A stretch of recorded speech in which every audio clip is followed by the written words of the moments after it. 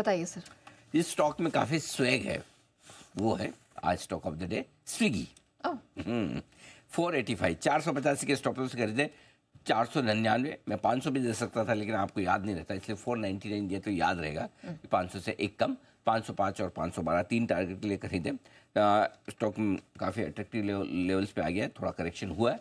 Bernstein की तरफ से आज एक कवरेज की शुरुआत हुई, सीधा टारगेट दिया 635 रुपये का। टारगेट 635 या बर्नस्टीन की रिपोर्ट बड़ी बात नहीं, जो लिखा है बहुत बढ़िया मज़ेदार लिखा है। अच्छा, पोटेंशियल फॉर री रेटिंग, ऐसे ऐसे अच्छे अच्छे शब्दों का इस्तेमाल किया जो पढ़ के खुशी हो जाती है। और हमने आईपीओ के वक्त भी कहा था कि जब आईपीओ की लिस्टिंग के बाद जब मैनेजमेंट से हमें ये समझ में आएगा कि प्रॉफिटेबिलिटी क्या है तब हम राय देंगे। आईपीओ में हमने अवॉइड इसलिए दिया और जब से लिस्टिंग के बाद उन्होंने दिया तब से हम लगातार बुलिश हैं सेफ्टी के हिसाब से, और तब से आपके अच्छे रिटर्न बन भी रहे हैं। हमारी राय क्लियर कट है, इस स्टॉक को आप होल्ड करें। नवीन फ्लोरिन ये एक और इंटरेस्टिंग स्टॉक है जहाँ खरीदारी करने की राय फ्यूचर्स में 3460 का स्टॉक लॉस होगा, 3530 3550 के 75 के स्टॉक टारगेट के लिए खरीदे। स्ट्रॉन्ग आउटलुक दिख रहा है, चार्ट इसको काफ़ी प्राइस मूवमेंट काफ़ी स्ट्रॉन्ग नज़र आ रहा है। कल के कमज़ोर बाजार में भी मजबूती के साथ बंद होते हुए दिखा है। बायोडिप्स की स्टडी रखें इस कमज़ोर बाजार में, और केमिकल स्टॉक्स में एसआरएफ नवीन थोड़े थोड़े रिकवरी के मूड में आते हुए दिख रहे हैं। मुझे लगता है यहाँ पर भी एक अच्छी खरीदारी का मौका बन सकता है आपके लिए।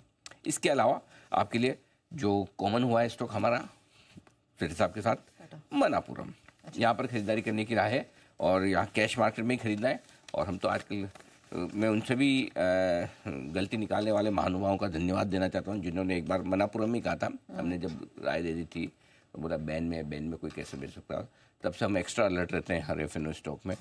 मैं फिर आपको भरोसा देता हूँ कभी कभी ऐसी गलती फिर से होगी, फिर हम फिर सुधरेंगे, तो कोई दिक्कत नहीं। हमें सुधारने के लिए बहुत बहुत धन्यवाद। 177 का स्टॉप लॉस है, खरीदारी करने की राय है 186 189 और 192 के टारगेट के लिए। आरबीआई ने जो इनके सब्सिडी कंपनी से प्रतिबंध हटाए वो बड़े काम के हैं, और हमारा तो पिक ऑफ द ईयर भी है। हम तो आज की तो बात अपनी जगह है, लेकिन ये स्टॉक है ही ऐसा जिसे आप डिलीवरी लेकर खरीद कर छोड़ दें, साल से 1 से 3 साल के निवेश के नज़रिए से आपको रखना चाहिए, ये हमारी राय है। आइए कुछ और स्टॉक्स हैं जो हमने स्टॉक ऑफ द डे के तौर पे पसंद किए थे। टाटा मोटर्स 784 के स्टॉप लॉस के साथ 810 818। हम लगातार काफ़ी निचले स्तरों से बुलिश हैं पिछले 2 हफ्ते से, इसलिए बहुत गैप से खुले इतना खरीदें, अदरवाइज आज मौका बन सकता है। हिंडाल को हमारी बेचने की राय है 600 के स्टॉप लॉस के साथ 580 574 और 568 के टारगेट के लिए।